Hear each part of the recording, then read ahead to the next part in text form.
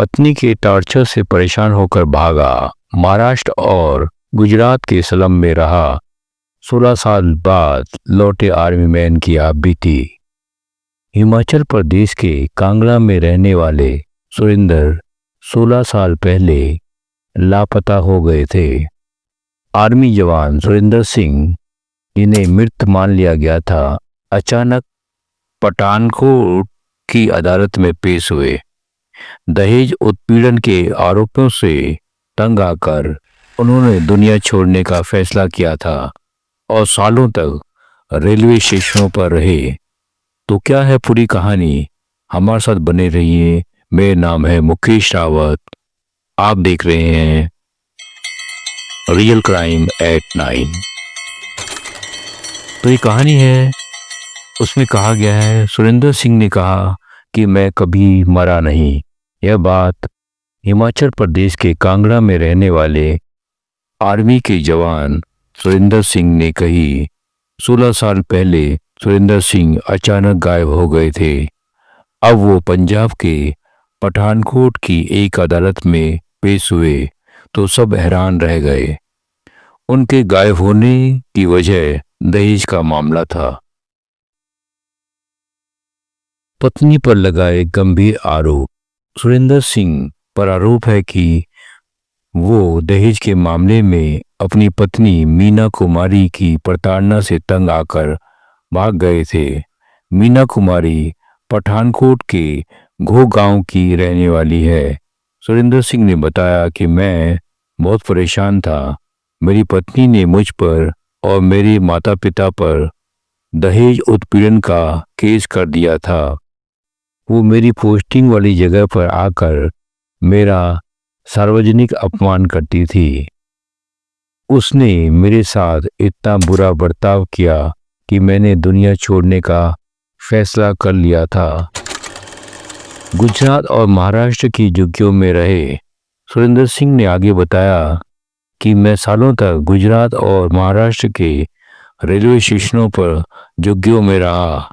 जब भी मैं अपनी आर्मी या घर वापस जाने के बारे में सोचता था तो मेरी पत्नी द्वारा दी गई प्रताड़ना मुझे रोक देती थी।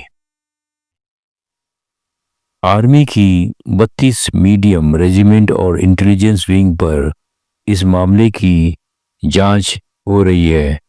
वो ये भी पता कर लगाने की कोशिश कर रही है कि सुरेंद्र सिंह का गायब होना एक सच्ची घटना थी या किसी बड़ी साजिश का हिस्सा। वो ये भी पता लगा रही है कि क्या ये भगोड़े होने की मामला तो नहीं है।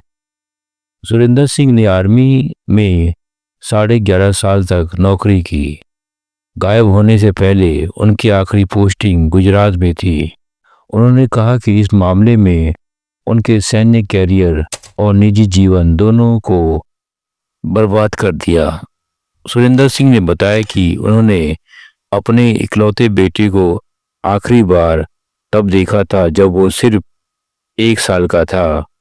उनका बेटा अब 11वीं क्लास में है।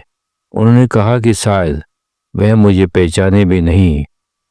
दहेज के मामले में सुरेंद्र सिंह के माता पिता भी आरोपी थे, लेकिन ट्रायल ने 10 जनवरी 2014 को उन्हें बरी कर दिया था। पठानकोट के चीफ जुडिशियल मजिस्ट्रेट ने अगली सुनवाई 23 अप्रैल 2025 को रखी थी। उन्होंने सुरेंद्र सिंह की पत्नी को पेश होने और सबूत पेश करने के लिए भी कहा था। कोर्ट ने मामले की नियमित सुनवाई करने का भी आदेश दिया था, क्योंकि ये मामला 2008 से पेंडिंग है। 14 मई 2008 को मीना कुमारी ने पठानकोट की एक लोकल कोर्ट में सुरेंद्र सिंह के खिलाफ शिकायत दर्ज कराई थी। सुरेंद्र सिंह कांगड़ा के डनाकवान गांव के रहने वाले हैं। मीना कुमारी ने आईपीसी की धारा 406 और 498A के तहत दहेज और अन्य संबंधित आरोपों के लिए प्रताड़ना का आरोप लगाया था। कोर्ट ने उन्हें ट्रायल का सामना करने के लिए समन भेजा था। 9 अप्रैल 2010 को सुरेंद्र सिंह को भगोड़ा घोषित कर दिया गया था।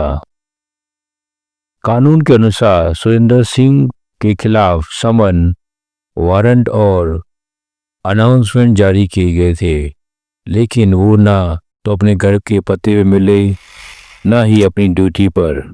वो अपनी ड्यूटी के लिए रिपोर्ट भी नहीं कर रहे थे।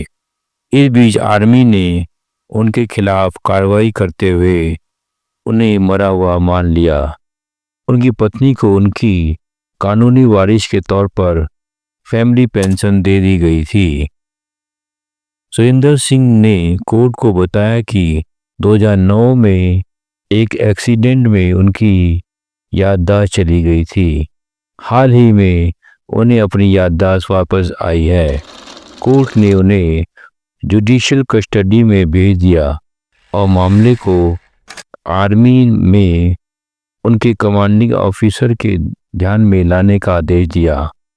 जज ने अपने आदेश में इसे मृत आदमी का अदालत में सरेंडर करने के लिए आना बताया।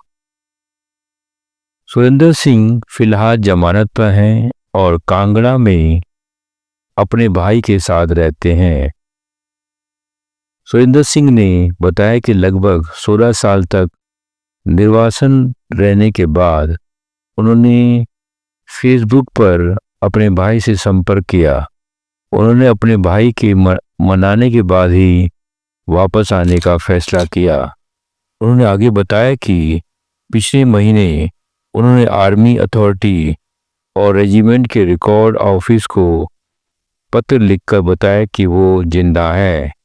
उन्होंने दावा किया कि 2020 में उन्होंने ड्यूटी पर सरेंडर करने के लिए अपनी यूनिट से संपर्क करने की कोशिश की थी, लेकिन केस पेंडिंग होने और कोविड महामारी के कारण वो ऐसा नहीं कर सके। तो दोस्तों, आपके क्या विचार हैं पूरी घटना में? अपने कमेंट जरूर लिखिए, अपने विचार लिखिए कि पूरी घटना को सुनकर और समझकर आपको क्या समझ आया। तो तब तक के लिए जय हिंद, जय भारत।